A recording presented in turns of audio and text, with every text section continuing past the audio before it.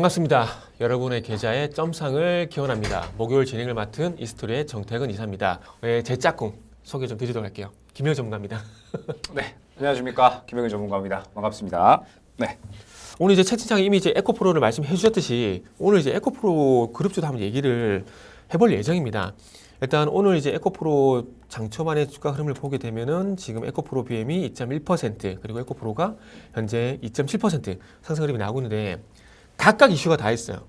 에코프로그램은 아시겠지만은 코스피 이전 상장 이슈 얘기 나왔고, 에코프로그램은 액면 분할 얘기가 나왔는데, 이제 에코프로가 하는 이게 액면 분할, 이게 단기 이슈일까? 그러니까 결국 이게 호재일까, 악재일까? 요걸 가지고 이제 한번 얘기를 나눠봐야 되는데, 저는 개인적으로 이제 무상증자 그리고 액면 분할 이렇게 좋게 보진 않아요. 별로 좋아하진 않아요. 저도 사실 네. 그렇게 좋게 보지는 않습니다. 네. 그러니까 과연 이게 액면 분할을 했을 때, 그러니까 투자자 입장에서, 주주 입장에서 과연 도움이 되느냐, 우리가 이 부분에서 생각 좀 해봐야 되거든요. 근데 간단하게 보게 되면은 과거에, 그러니까 딴 거 필요 없어요. 과거에 액면 분할을 하고 난 이후에 주가 흐름이 어땠느냐라는 그것만 보게 되면 이미 저는 답이 나온다라고 보고 있거든요. 저는 과거에 2018년도에 삼성전자 액면 분할 추진할 때 저는 반대했어요. 왜냐하면은 액면 분할, 그러니까 주식수가 늘어나는 거에 대비해가지고 그만큼 내가 주식수가 많아지게 되고 이 주식수가 많아진 걸 통해서 뭐 단적으로 뭐 배당 수익이 더 많아진다든지 뭐 그런 것들이 이루어지게 된다라면은 굳이 반대할 이유가 있을까라는 생각을 하거든요. 근데 그런 게 없어요. 그리고 그 이전에 아모레퍼시픽 같은 경우도 액면 분할을 하고 난 다음에 주가 흐름이 좋지 않았었고, 롯데지주 같은 경우도 액면 분할 이슈가 있고 했었는데 별로 그렇게 좋지가 않았었거든요. 그러니까 결국 지금 우리나라 같은 경우 미국처럼 주주 환원체가 그렇게 많지 않다라는 점을 좀 보게 된다라면은 과연 뭐 지금 이 주식 분할, 액면 분할 하고 난 이후에 도움이 될까라는 부분들, 저는 그게 상당히 조금, 그러니까 이런 것들은 제가 이제 비판을 할 게 아니라 주주분들이 좀 비판을 했으면 좋겠어요. 이 분할하고 저는 결국 드리고 싶은 말씀이 뭐냐면은 액면 분할은 결국 앞으로 경영권 방어와 연결되지 않을까라는 그런 생각을 좀 하고 있거든요. 김현 전문가 어떻게 생각하세요? 저도 이제 사실 그렇게 좋게만은 해석을 하고 있지 않은 게, 그러니까 일단 당장에는 호재로 작용을 하고 있는 것 같아요. 네네. 당장에는 호재로 작용을 하고 있는 것 같은데, 결국에 저는 지금 현재 2차 전지 업황이 결론적으로 개선되는 모습들이 보여지고, 그 다음에 이제 어느 정도 수요가 네네. 올라오면서 다시 한번 이제 으쌰으쌰하는 분위기, 이런 것들이 좀 나와 주어야지 그때가 정말 긍정적인 상승이 나올 수 있을 것이다. 그때가 정말 찐 반등의 시작일 것이다라고 네네. 생각을 하고 있거든요. 그런데 지금 당장에 이제 이 액면 분할로 인해서 상승이 나온다라고 하는 건 결론적으로는 무언가 기업이 확 좋아져서 혹은 업황이 확 좋아져서 상승이 나오는 게 아니잖아요. 그러다 보니까 오히려 저는 이제 이 부분이 수급이 조금 더 꼬이는 역할을 할 수도 있다라고 생각을 하고 있고, 그 다음에 결론적으로는 장기적으로 이게 이제 이슈가 쭉쭉쭉 이어지기에는 힘들 것이다라고 생각을 하고 있어요. 왜냐면은 결국 이제 이 액면 분할 이후에 무언가 또 이제 좋은 이야기가 나와 주어야지 결론적으로는 이제 에코프로도 추가적으로 상승이 나올 수가 있다라고 생각을 하고 있거든요.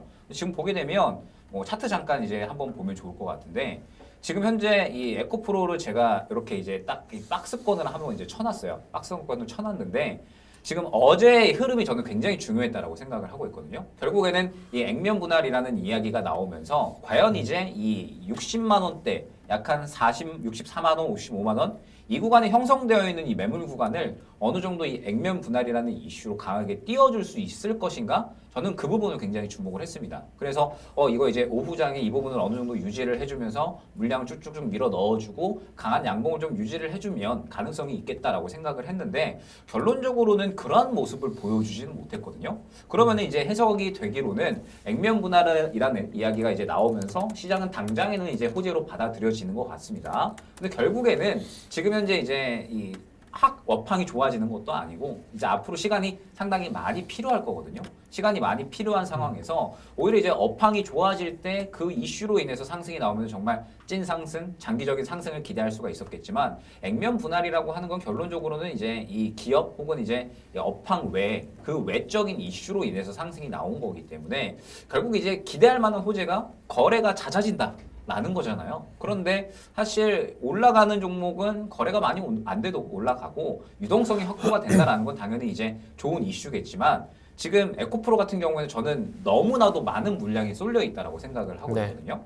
지금 보게 되면 사실 예전에는 제가 에코프로든 뭐 2차전지 종목들이 다 상승이 나오기 쉽다라고 말씀을 드렸던 게 이전에는 이제 앞선 구간에 매물이 없었기 때문에 쉽게 상승이 나올 수가 있었어요. 그냥 밀어주기만 하면 쭉쭉쭉 상승이 나올 수가 있었지만 지금은 그렇지가 않은 상황이죠. 앞선 구간에 매물이 너무나도 많이 생겨났기 때문에 지금 상태에서 오히려 이제 또 매물대로 작용하는 이슈가 되지 않을까. 그렇기 때문에 저는 물론 이제 2차 전지의 상승을 바랍니다. 타이밍을 계속해서 이제 기다리고 있고 최근에 이제 내가 2차 전지 조금 더 상황 보자라고 이야기를 했더니 김용희 전문가 2차 전지 싫어하더라. 아이, 편하게 말씀하셔도 돼요. 네. 어차피 여기 점상에서 악역은 제가 하고 있어요. 아, 괜찮아, 편하게 말씀하셔도 돼요. 그렇습니까? 아, 좋습니다. 그러면은 저는 약간 착한 포지션에서 네, 말씀드리면 2차 전지 상승 저는 물론 바라죠. 왜냐하면 워낙 많은 분들이 다 갖고 계세요. 저는 그죠. 이제 어찌됐든 또 이토마토 소속이니까 저희 또 이제 이토마토 시청자분들이 또 제 회원으로 계시잖아요. 네네. 다 갖고 계세요. 안 갖고 계신 분들이 없습니다. 심지어 최근에는 비중 90% 갖고 계신 분들도 계세요. 네. 2차 전지 쪽에. 그것도 이제 뭐 한 종목만 갖고 계신 게 아니라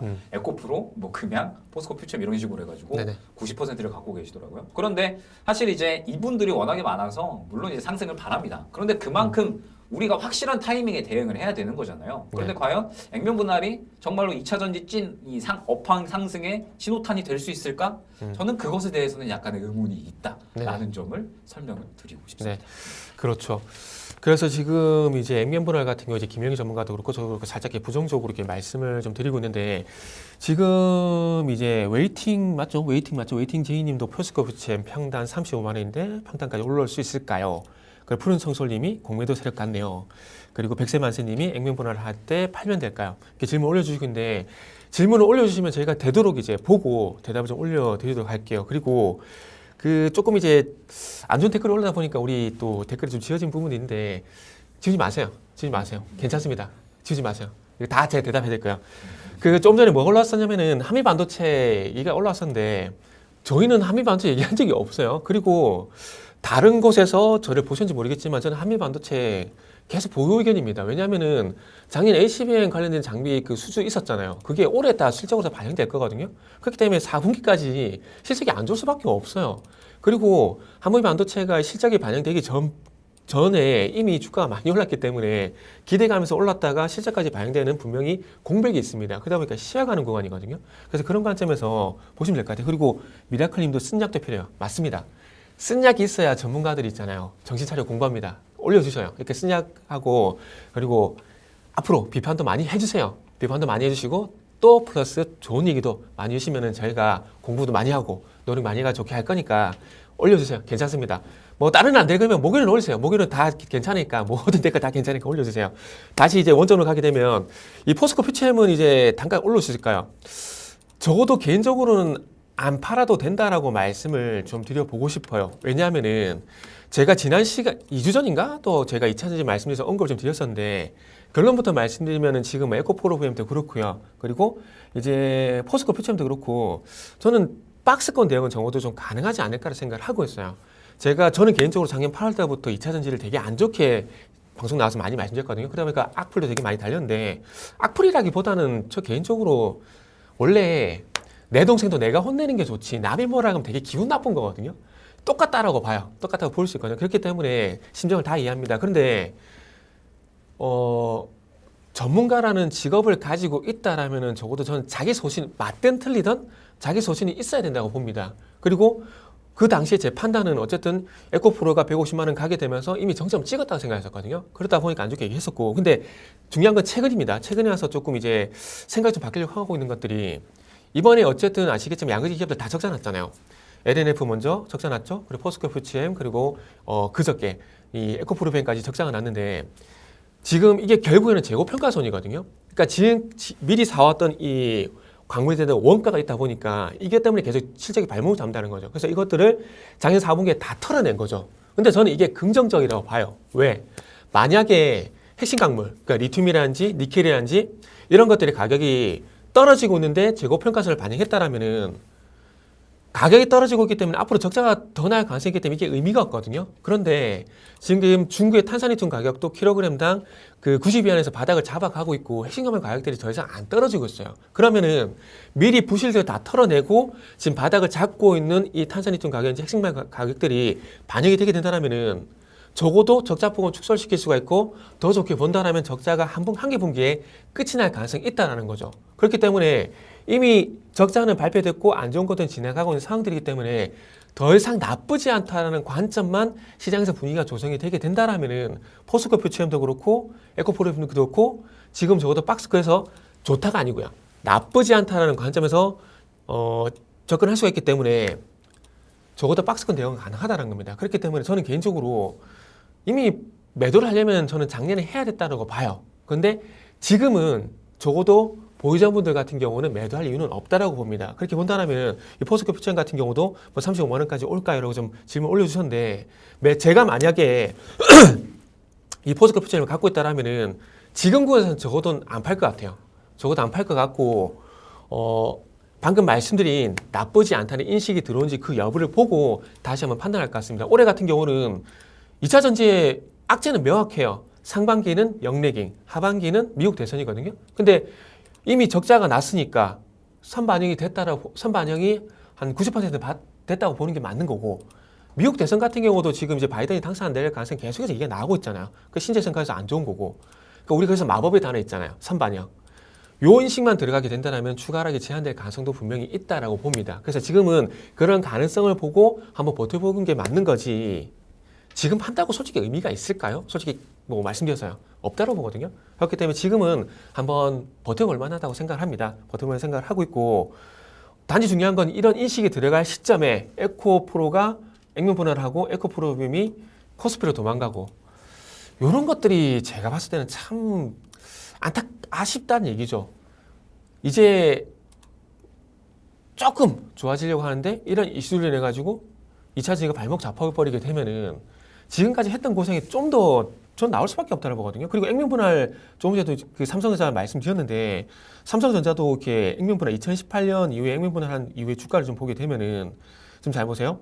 지금 액면 분할 했는데 액면 분할 하고 난 다음에 지금 보시면 주가가 그 이후에 상대적으로 많이 좋지가 않았습니다. 상대적으로 여기 보시면은 자 이렇게 차트를 이렇게 당겨 보게 되면 이게 제가 수중 주가를 반영 안 해서 그래요. 한동안 이 주가가 계속해서 이렇게 안 좋은 흐름이 지속이 되고 있거든요. 그러니까 올라가지 못했어요. 그 결국 이후에 2020년도 이제 코로나 와가지고 이제 주가가 이런 식으로 상승이 나왔거든요. 그러니까 액면 분할을 하고 난 이후에 주가를 반전시킬 만한, 그러니까 삼성전자를 예를 들게 되면은 누가 보더라도 아시겠지만 그때 당시에 이제 비대면 수혜제 가지고 이제 그 반도체 가격 올라가고 이런 것들 때문에 주가가 반전이 나왔거든요. 근데 2018년, 2019년 2년 동안 주가가 안 좋았습니다. 그런 부분들을 보게 된다면 액면 분할에 대해서 저희가 긍정적으로 말씀드릴 수 있는 부분은 너무나 작다라는 거죠. 그러니까 제 또 이제 재수없는 얘기 안에 이렇게 생각하지 마세요. 결국 답은요, 저희가 제시하는 게 아니고 시장에서 이미 답은 나와 있다라는 겁니다. 과거 사례가. 만약에 무상증자 해가지고 주가가 갔다, 액면 분할해서 주가가 갔다, 저희가 뒷살 이유가 있습니까? 없습니다. 근데 아까도 말씀드렸지만 롯데지수도 마찬가지고 아모레퍼시픽도 마찬가지고 지금 보이는 삼성전자 마찬가지고, 결국 다른 거 다 제쳐두고 액면 분할하고 나서 주가가 좋았느냐, 요 관점에서 보게 되면 안 좋았거든요. 그러다 보니까 저희가 이렇게 열을 올려서 얘기를 하는 거죠. 그리고 이게 결국 이제 주주한테 좋은 결정이냐, 아니다라는 거죠. 그렇기 때문에 저희가 좀 안 좋게 말씀을 드리는 겁니다. 그리고 특히나 아까 잠시 말씀드렸지만은 제가 봤을 때는 이제 이동채 회장이 승계 문제도 이제 준비를 해야 되거든요.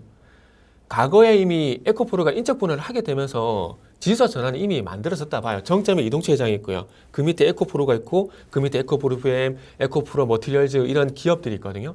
지금 에코프로 HCM만 지주사 요건이 아마 지분 40% 요건을 아마 못 맞췄을 거예요. 그러다 보니까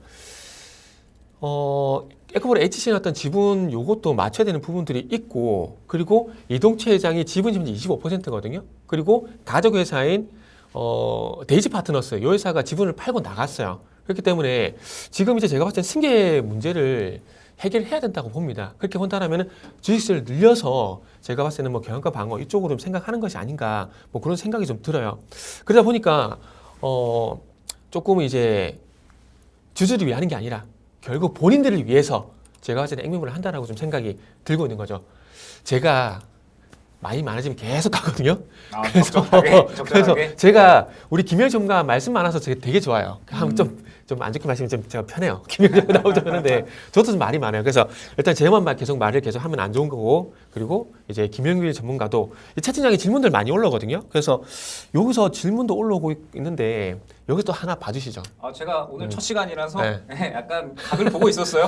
이거 언제 들어가면 좋을까? 아니 치고 들으셔도 돼요. 아, 좋습니다. 네, 그래서 일단은 2차 전지 쪽에 워낙에 네. 또 관심이 많으시니까 지금 뭐 이제 에코프로 그룹주들, 포스코 그룹주들도 그렇지만 이제 오늘에 또 뭐 당연히 강세를 보이고 있는 네네. LG 화학에 대해서 궁금하신 것 같아요. 지금 보면은 이제 LG 화학에 대해서 이제 묘타님께서 25조 계약이 이제 이번에 나왔잖아요. 그래가지고 이제 이거에 대해서 이제 어떻게 생각을 하느냐라고 이제 말씀을 주셨어요. 그럼 분명하게 이제 좋은 이슈죠. 계속해서 이제 수주권들을 따내오고 지금 이제 이 2차 전지 같은 경우에는 투자권들이 계속해서 나타나고 있습니다. 그리고 지금 이렇게 투자를 해놔야 결국에는 향후에 이제 이 전기차가 본격적으로 상용화가 되는 그런 이제 시점이 왔을 때 결국에는 이 지금 투자해 놓은 것들이 나중에 이제 빛을 발할 수가 있는 거잖아요. 그렇기 때문에 분명하게 이제 좋은 이야기인 건 맞는 거죠. 좋은 이야기 맞는 거고 특히나 이제 이 대상 자체가 또 GM이기 때문에 GM에서 최근에 이제 약간의 2차 전지에 대해서 부정적인 시각들, 미국에서 또 워낙에 이 부정적인 시각들이 좀 나왔기 때문에 특히나 이번 계약은 의미가 있다라고 생각을 합니다.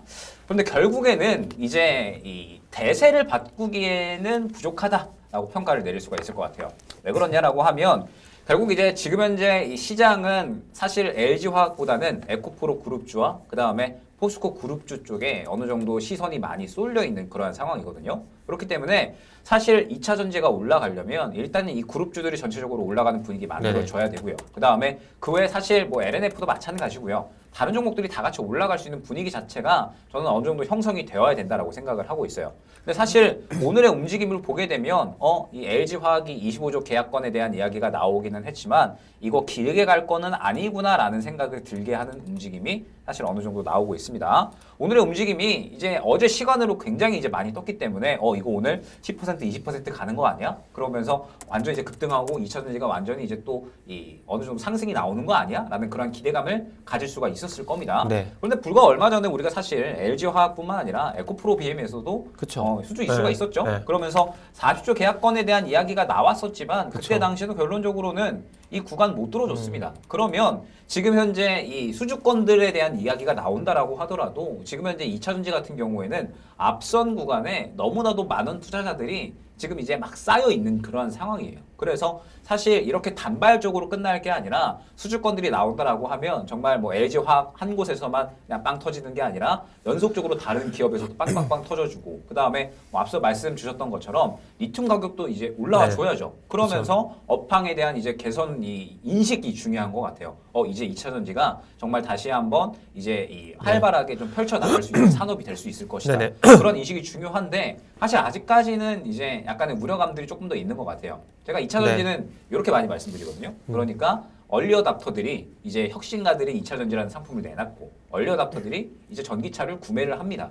그리고 이제 상용화 단계, 초기 상용화 단계로 들어가는 건데 초기 대중화 단계 이전에 공백이 생겨날 수밖에 없다라는 거죠. 얼리어답터에서 초기 대중화 단계로 가기까지 이 공백 구간에 결국에는 자리 잡는 구간, 내실을 다지는 구간이 필요한 거고 네. 저는 지금 2차 전지가 내실을 다지는 구간이라고 생각을 하거든요. 작년까지는 성장성에 대한 기대감이 막 차오르면서 이제 어느 정도 이 2차 전지에 대한 기대감이 차올랐고 그러면서 관련된 종목들이 막 상승이 나왔었습니다. 그리고 관련 기업들이 워낙에 투자도 많이 진행을 했고요. 그러는데 어느 정도 좀 뚜껑을 까고 보니까 시간이 조금 더 필요하겠다라고 이제 결론이 지금 나오고 있는 거잖아요. 네. 그렇기 때문에 속도 조절을 하자라고 지금 업계에서는 이야기가 나오고 있는 거고 네네. 속도 조절을 하는 데 있어서는 이게 뭐 동네 구멍가게가 아니잖아요. 네, 동네 구멍가게는 그냥 뭐 마사탕 같은 거 그냥 자리만 바꾸면 되는 거지만 기업들은 따져야 될 부분이 정말 많이 있습니다. 그렇기 때문에 시간이 어느 정도 걸릴 수밖에 없는 거고 그래서 그 시간은 우리가 차분하게 어느 정도 2차 전지 같은 경우는 기다릴 수가 있어야 된다라고 저는 생각을 하고 있거든요. 네. 그렇기 때문에 일단 오늘의 움직임을 봤을 때 LG화학의 25조 계약 분명하게 호재인 건 맞습니다. 지금 계속해서 내실을 다지는 구간인 거고 향후의 성장과 그 다음에 수익성을 위해서 계속해서 투자를 해 나가고 있고 수주권을 따내오고 있는 그런 단계인 건데 결국에 아직까지 2차 전지가 결국에는 이 대세로 움직이려면 이러한 한 건의 수주 계약으로는 부족하다. 결론적으로는 업황 자체가 네. 움직일 수 있을 만한 결국 저는 앞서 말씀 주셨던 것처럼 인식의 변화가 필요하지 않을까 저는 그렇게 네네. 생각을 하고 있습니다. 맞습니다. 아까 전에 조금 전에 김열 전문가가 말씀하셨지만 결국 이런 이슈가 나왔을 때는 이미 시장이 과거에서 답을 줬어요. 그렇기 때문에 그런 부분들 좀 참고하시면 되고 그리고 박현숙 님이 이제 현대차 꼭 봐달라고 합니다. 그래서 현대차 한번 볼 건데 자 현대차 저는 개인적으로 현대차하고 이 기아가 미국 증시에 있었다라면 이 생각을 요즘 와서 상당히 많이 하거든요. 실적 좋잖아요. 거기다가 이번에 대형주 기아 같은 경우는 뭐 주가 따라 변하긴 하지만 시가 배당률이 6%가 넘은 부분. 아마 미국 증시 셨으면 현대차는 30만 원 이미 넘었고요. 그 기아 같은 경우는 뭐 15만 이상 저는 갔다라고 봅니다. 근데 참 우리나라 증시에 있다 보니까 이제 밸류 프로그램 이것 때문에 최근 증시가 좀 또 튀어주고 있는데 그러니까 결국 그겁니다. 시장은 주주 환원체 그러니까 기업만 잘 가는 기업만 사는 게 아니라 기업과 주주가 서로 윈윈하는 그런 미국 모델을 원했다라는 걸 반증을 해요. 그런데 현대차 같은 경우는 어쨌든 그 좋은 건 맞지만 이 밸류 프로그램을 해가지고 단기간에 너무 뛰었다는 게 좀 부담스러워요. 왜냐하면은 과거를 한번 가볼게요. 예전에 이제 현대차 같은 경우도 뭐 애플카 이슈 나오게 되면서 언제냐면 2021년도 1월달 있죠. 이때 단기 급등 나왔다가 그러니까 저는 개인적으로 급등 나오면 기분 좋죠. 근데 이게 급등은 지수성이 떨어집니다. 그러니까 기울기가 완만할수록 이제 추세가 계속 길어지는 거거든요. 근데 예전에 애플카 이슈 나왔을 때도 28만 9천 원 찍게 되면서 단기 반등으로 끝이 났고 지금도 아마 더 간다고 하더라도 지금 19만 원에서 어쨌든 25만 원까지 단기간에 오버슈팅 된 부분들이 있기 때문에 더 가더라도 아마 24만 원 부분에서 조금 이제 추가 상승이 좀 부침이 이제는 나오지 않을까라고 생각을 하고 있는 상황입니다. 그래서 이 박현수 님이 가격이 어느 정도 있으신지는 잘 모르겠지만 뭐 24만 만약에 뭐 20만 원대, 21만 원대 뭐 가지고 있다 기분 좋은 상상을 해볼게요. 가지고 있어 수익이 현재 나은 상황이다. 그러면 느긋하게 보세요. 느긋하게 보시고 지금처럼 계속 쏘면서 가는 상승은 힘듭니다. 그렇기 때문에 지금부터 아마 24만 원 부분에서 부침이 나올 가능성이 높은데 이 부분에서 여유 있게 보시고 수급적인 변화를 좀 보시게 되면서 추가 상승이 나오게 된다라면은 일단은 쭉 계속 가져가시는 거고 만약에 이 저PBR 이슈가 단기간에 끝이 나게 되면서 24만 원 정도 내려오게 된다. 그러면 수익 실현 하시는 게 일단 좋다고 봅니다. 그리고 난 다음에 재매수 하는 게 맞다라고 보고요. 그렇기 때문에 지금은 현대차의 어떤 주가를 보실 때 뭐 실적이라든지 앞으로의 전망보다는 단기간에 이 주가를 쏘아 올렸던 이슈 요거 이후에 추가적으로 갈 것인가 못 갈 것인가 어떤 판단으로 하시면 될 것 같고요. 그리고 포스코 퓨처엠을 40만 원까지 갈까요? 이 얘기를 해주셨는데 너무 급하십니다. 이제 좀 바닥을 잡느냐 요걸 먼저 보시는 게 맞는 거지 여기서 V자를 바로 쏜다? 저는 그 부분은 조금 앞서갔다라고 봐요. 그렇기 때문에 조금 이제 바닥을 잡고 더 이상 힘들게 안 하겠구나. 일단 요거에 일단 먼저 만족을 하자고요. 항상 이제 뭐 여자친구 있으면 스케줄 하는데도 단계가 스텝 바이 스텝 단계가 있잖아요. 주식도 마찬가지입니다. 단계가 있기 때문에 이제는 하락에서 이제 하락이 멈추겠구나. 요거마저 다행이구나 라고 생각을 하시고 상승은 조금 더 시간을 두고 보자고요. 뭐 저희가 다 맞출진 모르겠지만 맞출 수 없지만 그럼에도 불구하고 뭐 상승이 나온다고 생각이 되면은 저희가 그때그때 김일 전문가도 있고 저도 이렇게 그때그때 한번 대응을 말씀을 좀 드려보도록 할게요. 오늘도 질문을 상당히 많이 올려주고 계세요. 올려주고 계시고 다시 이제 예. 지금 보니까 참 이게 2차 전지 쪽에 또 관심이 정말 또 많으신 것 같아요. 그죠? 2차 전지에 아무래도 이게 참 이게 안타까운 일인데 2차 전지에 물려 계신 분이 상당히 많다 보니까 그렇죠. 이제 또 이제 분위기가 좋아지니까 또 가는 거 아니야? 그렇죠. 그런 기대심리가 좀 많이 당연하게 예. 이제 기대감을 좀 가져가실 수밖에 없는 상황이고 그런 게 있는 것 비중을 같아요. 워낙에 많이 예. 갖고 계신데 저희가 사실 또 이제 뭐 하나를 또 더 이야기를 해야 될 것 같아서 저희가 지금 이제 에코프로, 포스코 퓨처에 그다음에 이제 현대차 이런 것들을 또 다 이야기를 했는데 하나 더 이제 이슈가 있는 종목이 있잖아요. 에코프로 BM을 또 이제 네. 우리가 한번 짚고 넘어가야 되지 않을까라고 생각을 해서 에코프로 BM에 대해서 지금 이제 하나 이슈가 있잖아요. 결국에는 이전 상장에 대한 부분. 그러면 네. 과연 이제 이게 얼마나 또 이 유지가 될 수 있을 것인가.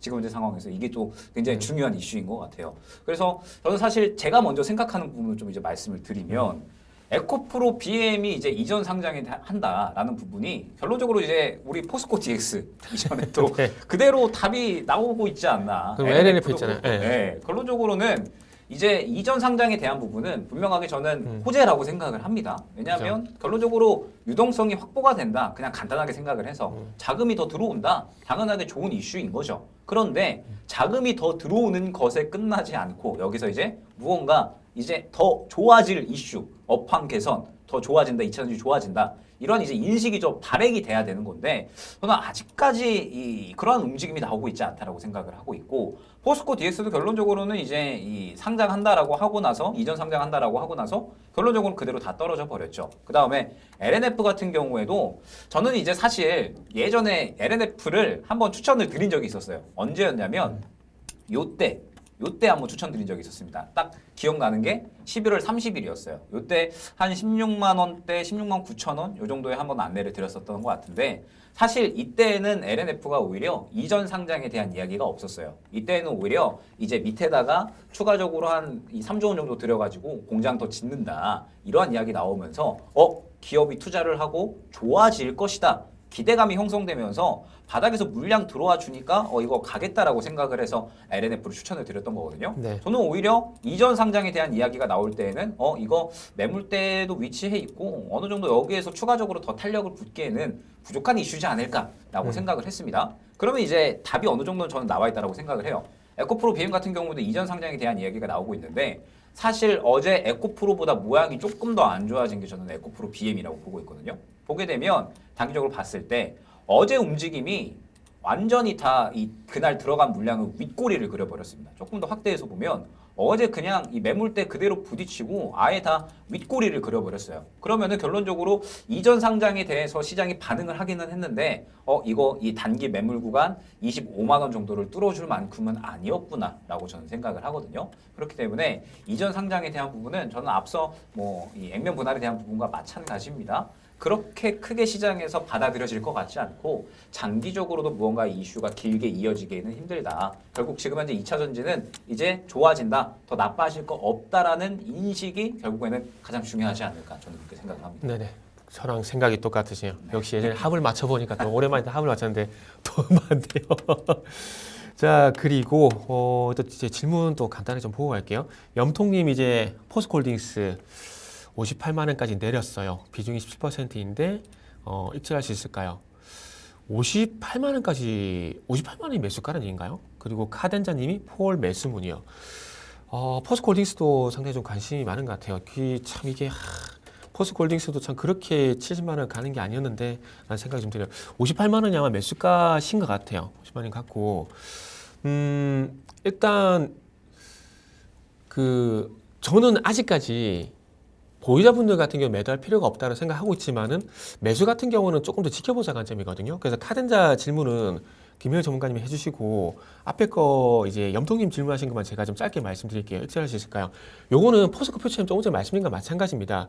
지금은 어쨌든 바닥을 잡고 이제 추가로 좀 제한이 되고 이제 더 이상 나쁘지 않은 구간으로 진입이 되는 상황들이기 때문에 수익까지는 이제 조금 생각해 보자고요. 조금 전에 포스코 퓨처님도 40만 원 그리고 포스코 홀딩스 지금 58만 원인데 글쎄요 뭐 한 50만 원까지 단기적으로 50만 원까지 트라이 가능하겠지만 58만 원 솔직히 잘 모르겠습니다. 요거는 이제 조금 이제 추세 상승으로 넘어가는 분위기가 나왔을 때 가능한 가격이라 좀 생각을 하고 있거든요. 그렇기 때문에 지금 구간에서는 제 판단은 손실을 줄일 수 있는 어떤 흐름은 나올 수가 있겠지만은 매수가까지는 조금 이제 물음표다라고 좀 말씀을 드려야 될 것 같습니다. 그래서 조금 이제 매수가까지 보려면은 시간이 걸릴 수밖에 없다라는 말씀을 드리고 이제 그 카덴자님 질문은 이제 대답 좀 해주시면 될 것 같아요. 이제 또 이 반응이 좀 나오다 보니까 이제 또 사야 되는 거 아닌가 생각을 충분히 하실 것 같아요. 그런데 저도 마찬가지로 지켜봐야 된다.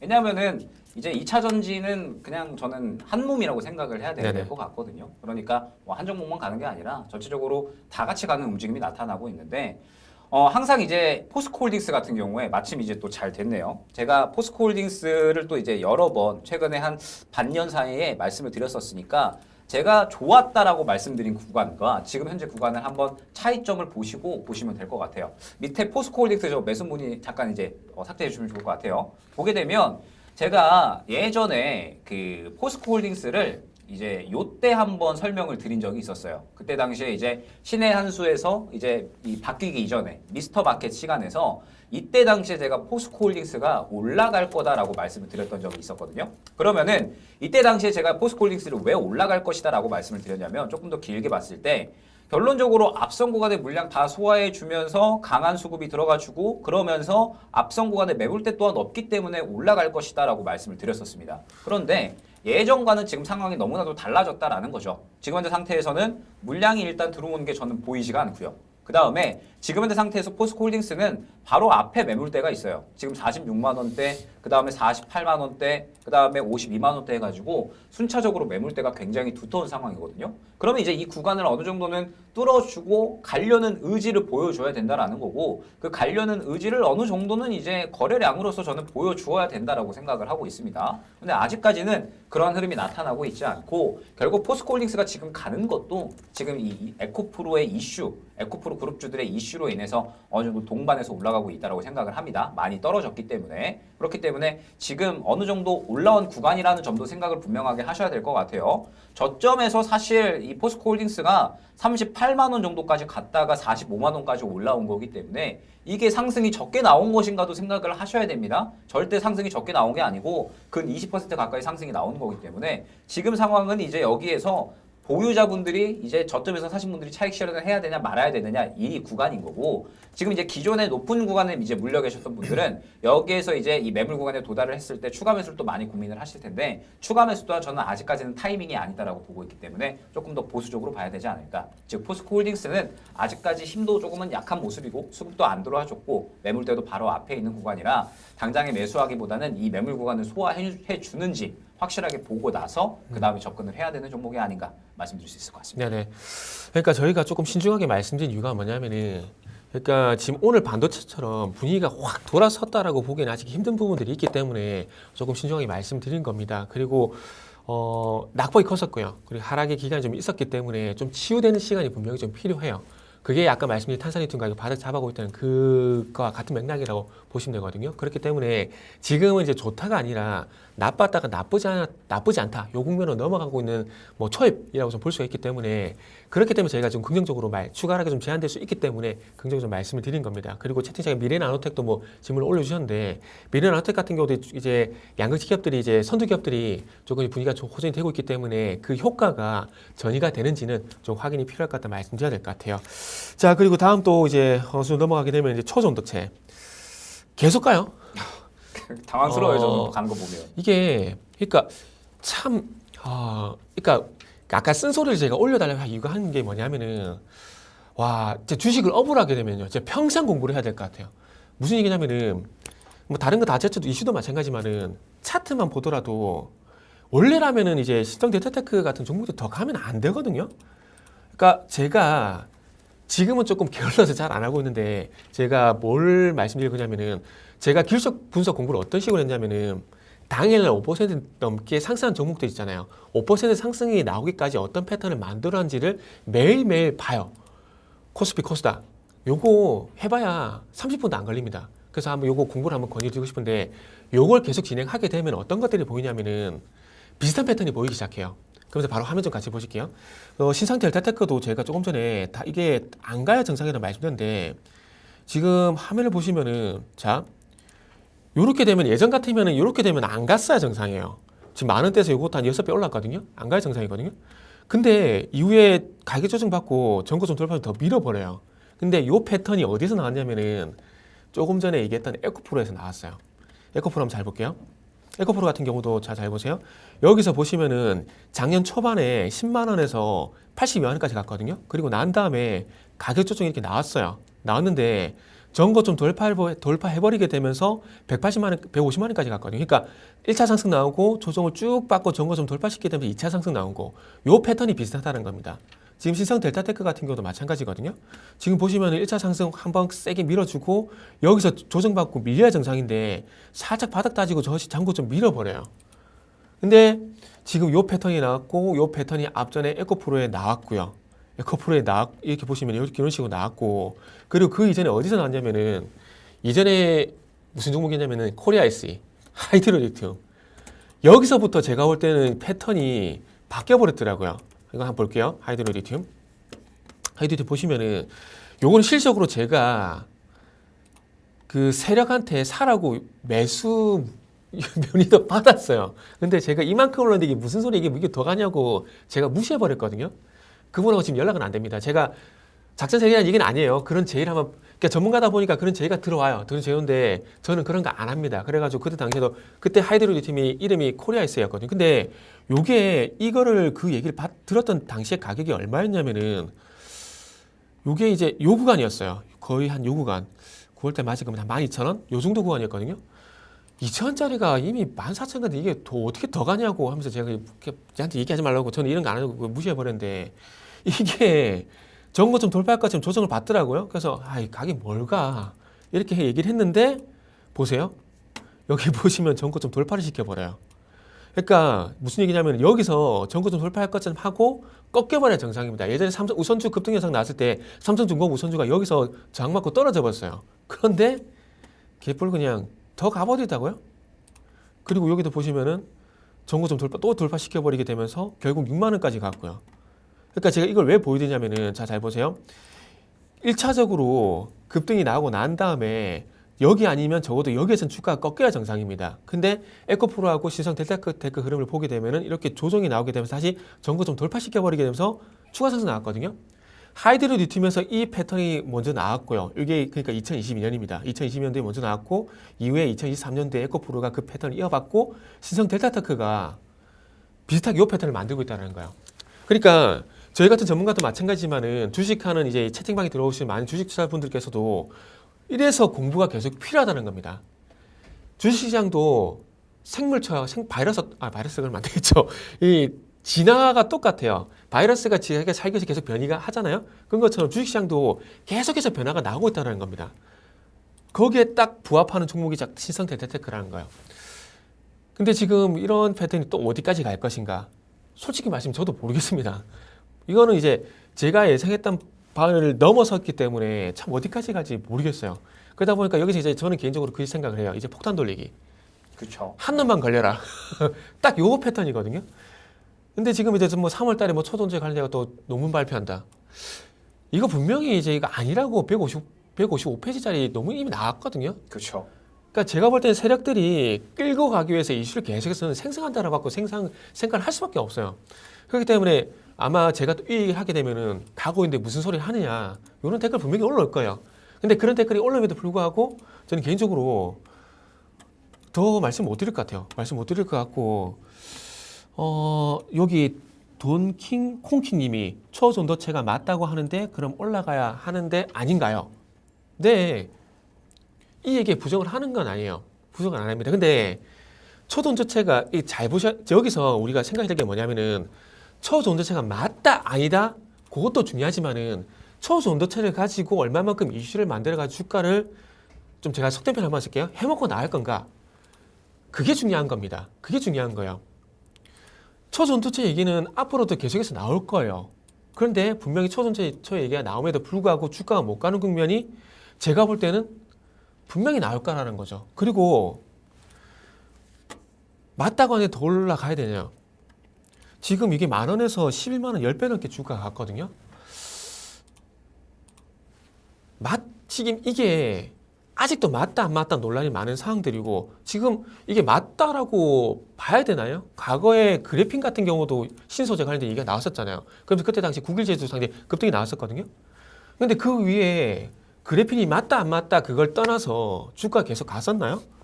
저는 제 개인적인 생각에는 못 갔다라고 보거든요. 자, 구글리즈 볼게요. 이게 구글리즈 보시면 언제냐면은 자, 이때입니다. 이때.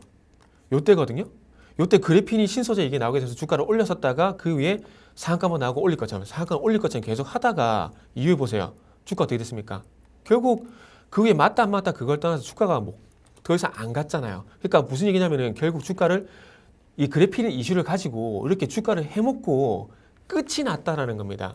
끝이 났고 제가 걱정이 되는 건 뭐냐면은 이제 돈킹 콩킹님이 하신 말씀이 틀렸다 맞다 그걸 제가 말씀드리는 게 아니고 과거에도 이런 것들로 인해서 이런 사례들로 인해 가지고 주가가 그러니까 소위 말하는 주가를 해먹고 끝이 났던 경험들이 많기 때문에 초전도체 같은 경우도 앞으로 맞다 안 맞다 논란이 많을 겁니다. 근데 그거와 상관없이 아마 신성 델타테크는 또 국위 제재 절차를 밟을 가능성이 상당히 높기 때문에 그게 제가 걱정이 된다라는 거죠. 제가 또 얘기가 좀 길어졌네요. 죄송해요. 저도 뭐 초전도체는 짧게 이야기를 해보면 네네. 저는 사실 저번에 이야기 나온 이후로는 아예 안 보고 있어요. 사실. 네. 그러니까 이미 이제 저번에도 맞다고 했거든요. LK99가 초전도체 맞다라고 네네네, 이야기를 그쵸. 했고 아니다라고 했어요. 그러면은 사실 저는 어느 정도 신뢰도를 잃지 않았나라고 네네. 생각을 하고 있고 그렇기 때문에 이번에도 그러지 말라는 법은 없잖아요. 네네네. 그렇기 때문에 3월 4일 정도의 결과가 나올 텐데 네. 3월 4일까지는 기대감으로 어느 정도 움직일 수가 있고 그것을 이용해서 매매를 할 수는 있겠지만 저는 지금부터 완전하게 트레이딩에 국한되어서만 매매를 네네. 하셔야 된다고 생각을 합니다. 네. 초전도체가 정말 사실이면 요거는 정말 어마어마하게 급등이 나오는 게 맞죠. 새로운 시대가 열리는 거니까. 새로운 시대를 여는 소재인 겁니다. 그런데 어찌됐든 이전에 맞다라고 했고 아니다라고 결과가 나왔으니까 저는 신뢰도를 잃었기 때문에 지금은 이제 뭐 여러분들의 선택지인 것 같아요. 네네. 초전도체는 지금 현재 상황에서는 네네. 이 기대, 이 결과치에 대해서 네네. 기대감으로 움직이고 있는 거고 결과에 따라서 더 가느냐 마느냐 방향성이 나뉠 거니까 네네. 결론적으로는 결과를 감당하실 수 있다. 그러면은 네. 내가셔도 되는 거고 네.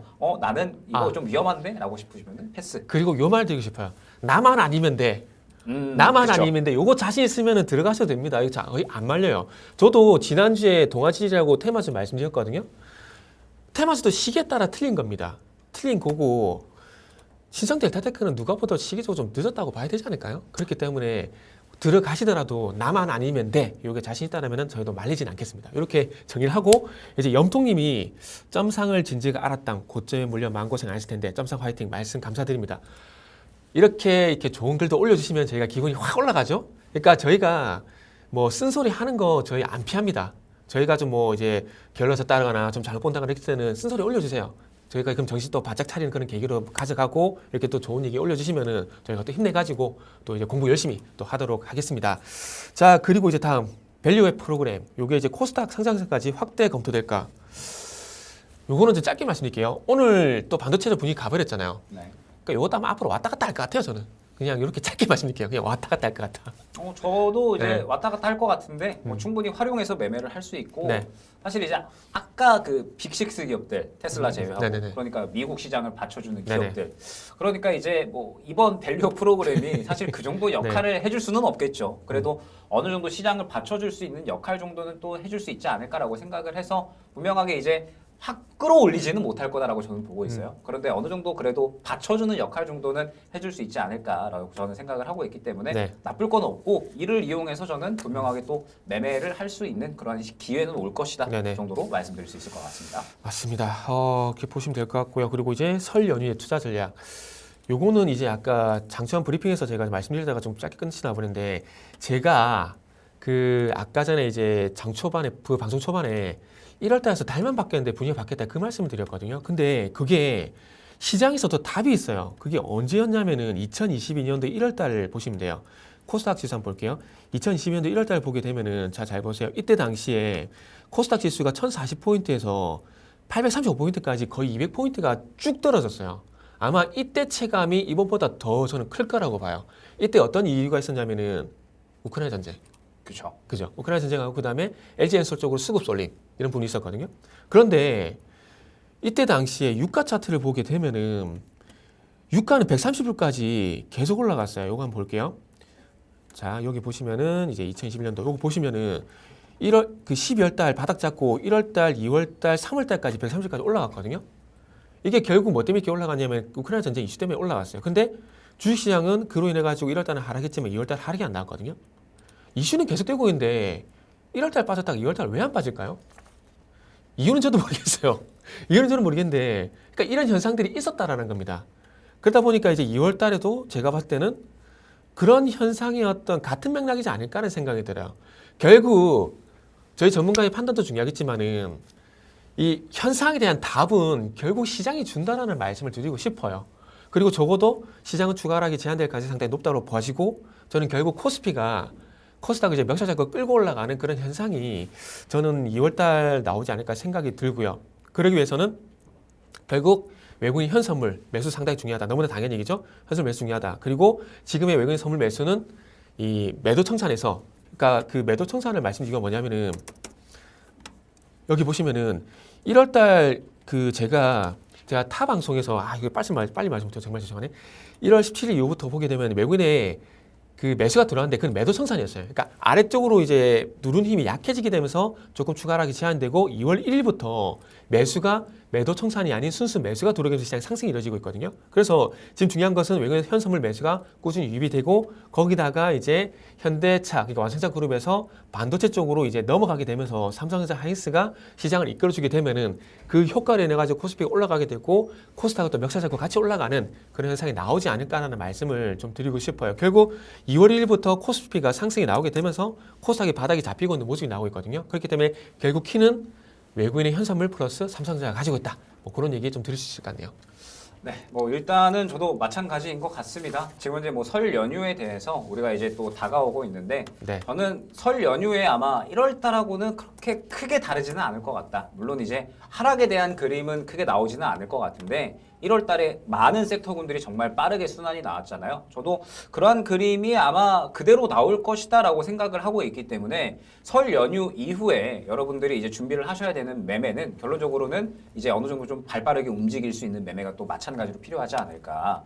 1월 달, 12월 말부터 1월 달까지 시장을 끌어올렸었던 주체는 결국 금리 인하 기대감이었거든요. 네. 그런데 아마 2월 달에도 금리 인하 기대감이 차오르기는 힘들겠죠. 그러면 결국에는 이제 이 시장은 무언가 상승폭은 제한되어 있는 상태에서 박스권을 그린다라는 뜻이 되는 거니까 이 박스권 내에서는 주도주가 활발하게 움직인다라기보다는 이 종목 갔다가 저 종목 갔다가 굉장히 또 여러 가지 종목들이 빠르게 움직일 거다라고 저는 생각을 하고 있거든요. 그렇기 때문에 지금 현재 상태에서 여러분들이 설 연휴 이후에 준비를 하셔야 되는 건 결국에는 활발하게 이 여러 가지 섹터들을 준비를 하시고 수급이 들어가는 매매에 대해서 준비를 하셔야 되지 않을까 생각합니다. 네, 맞습니다. 저도 이제 김영일 전문가 의견에 동감을 하고 있고요. 그리고 하이님이 엔캠 주가 향후 방향 공유 부탁드립니다. 요거는 신성 델타테크랑 의견이 똑같다라고 좀 참고를 하시면 될 것 같습니다. 그리고 오늘 마지막 순서 수상한 종목 당연히 반도체를 말씀을 드려야 되는데 그럼 너무 빤한 것 같아서 그래서 오늘 이제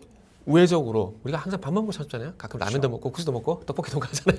밥만 먹고 못 살죠. 오잉? 이렇게 볼 수가 있는데 저는 HDC 현대산업개발 요걸 좀 가져왔습니다. 요게 작년에 좀 논란이 많았던 뭐 삼성전자 이런 종목들과 유사하게 좀 흐름이 전개가 되고 있는데 그래서 좀 걱정이 되는데 그럼에도 불구하고 바닥권에서 그렇게 많이 올라오지는 않았어요. 올라오지는 않았기 때문에 위치적으로 뭐 그렇게 걱정할 부분은 아니라고 좀 판단했고 내용은 간단합니다. 4분기 실적 그리고 2024년도 긍정적인 매출 전망 그리고 수전망.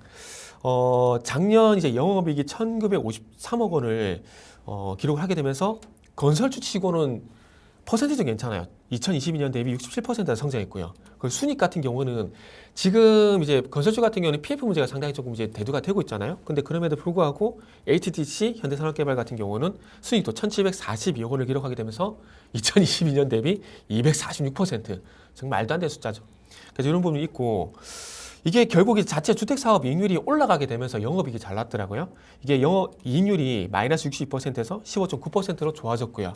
그리고 차입금 같은 경우도 2조 900억 정도 됐었던 부분들이 이제 4천억까지 줄어들게 되면서 이제 당기순이익도 개선되는 그런 효과가 좀 나타났습니다. 그리고 올해 같은 경우도 이제 기대가 되는 사업이 뭐가 있냐면 H1 프로젝트 있는데 요게 이제 올해 4조 5천억 규모로 상당히 큽니다. 이게 6월달에 착공이 들어갈 예정인데 광원대 역세권 개발 사업입니다. 그래서 요 차순도 반영될 예정이기 때문에 올해도 상당히 기대가 되는 부분들이 있고요. 그리고 서울, 수도권 포함해가지고 전국에 13,000여 가구의 주택 공급 계획 소식도 있습니다. 그리고 올해 매출은 4조 2천억 정도 예상하고 있는 상황들이고 신규 수주도 2023년도 2조 6천억 대비해가지고 2조 1천억이 더 많아진 4조 8,529억 제시하고 있는 상황들이기 때문에 뭐 이런 것들이 이제 개별 종목 흐름이 진행되게 된다라면은 아마 앞으로 계속 호재로 작용이 되지 않을까라고 판단했어요. 그리고 이제 바닥에서 이제 만 원권에서 한 18,000까지 올라왔는데 최근에 또 이제 계단식 상승 또 이루어지고 있는 상황들이기 때문에 뭐 틈새 종목으로 오늘은 수상 종목 현대산업개발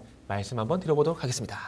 네, 저 같은 경우에는 이제 오늘 뭐 로봇주들이 상승이 잘 나왔으니까 로봇주 중에서 한 종목 가져왔습니다. 로보스타를 가져왔는데 일단 로보스타 같은 경우에는 사실 간밤에 나온 이슈하고는 약간은 살짝 떨어져 있는 그런 종목이다라고 보시면 될 것 같아요. 사실 이제 오늘 같은 경우에는 레인보우 로보틱스가 그 주인공이라고 볼 수가 있는데 레인보우 로보틱스는 사실 오늘의 움직임은 약간은 아쉽기는 합니다. 결국에는 이제 삼성이 무언가 공격적인 M&A를 본격적으로 실시할 것이다. 이제 이재용 회장이 무죄가 나왔기 때문에 이제는 공격적인 M&A 행보를 이어나갈 것이고 그러면서 이제 그 타깃이 레인보우 로보틱스가 될 것이다. 이러한 기대감으로 이제 시간에서 상당히 강한 상승이 나왔습니다. 그러면서 오늘 갭으로 떠줬는데 사실 갭으로 떠준 이후에 추가적인 물량이 들어가지 않고 오늘 약간은 차익 실현이 나오고 있는 것 같아요. 그래서 움직임 자체는 살짝 아쉽기는 하지만 뭐 결론적으로 오히려 지금 현재 이 추세를 끌어올리는 그런 움직임으로 나타났기 때문에 향후에 다시 한번 물량 정도만 좀 밀어준다라고 하면 레인보우 로보틱스 충분히 추가적인 상승이 가능할 것이다라고 보고 있고 저는 로봇주들은 지금 현재 설날 전에 준비해야 되는 종목군 중에 하나다라고 생각을 하고 있습니다. 결국에는 다시 한번 시장에서는 성장 키워드가 돌 수밖에 없고 그러면서 로봇이 또 성장 키워드를 지금 현재 시장에서는 가장 또 민감하게 가져가고 있는 종목이기 때문에 결국엔 저는 준비를 해야 된다라고 생각을 하고 있고 약간은 이제 연관성이 조금은 떨어진다라고 말씀을 드렸던 게 로보스타 같은 경우에는 LG가 일대 주주로 있는 그런 기업입니다. 그러다 보니까 사실 LG 쪽에 조금 더 이제 밀접하게 연관이 있는 그런 종목이다라고 생각을 해주시면 될 것 같아요. 그런데 결국에는 LG 같은 경우에도 이번에 이제 1월 달에 CES 하면서 로봇 사업 확장에 대한 의지를 계속해서 보여왔거든요. 그러면서 당연하게도 이 LG가 사업 확장 의지를 보인다라고 했을 때 당연히 로보스타가 가장 큰 수혜를 받을 수밖에 없고 삼성이 공격적인 M&A를 빠르게 진행을 한다라고 하면 로보스타도 당연히 이 LG향 이러한 이제 확장 의지에 따라서 수혜를 받을 수밖에 없다라고 생각을 하고 있습니다.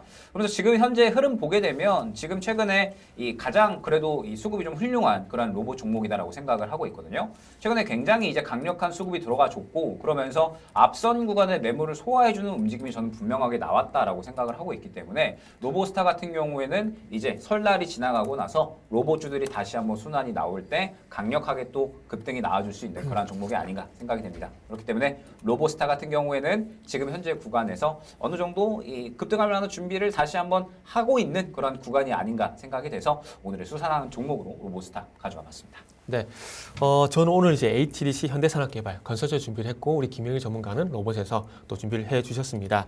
자, 종목들 참고하셔가지고 매매하시는데 도움이 되셨으면 좋겠고요. 지금 이제 시장 한번 또 체크해 보게 되면 코스피는 0.74% 그리고 코스닥은 1.57%. 뭐 이대로 제가 볼 땐 끝이 날 것 같습니다. 전반적으로 이제 반도체가 시장을 잡아주고 있는 상황들이고 그리고 외국인 현선물 수급도 상당히 좋은 상황이기 때문에 너무 걱정 없이 그냥 편하게 명절 준비하셔도 좋겠다는 말씀을 드릴 수 있을 것 같아요. 오늘도 이제 그 채팅창에 많은 분들이 참여해 주셔서 정말 감사하고요.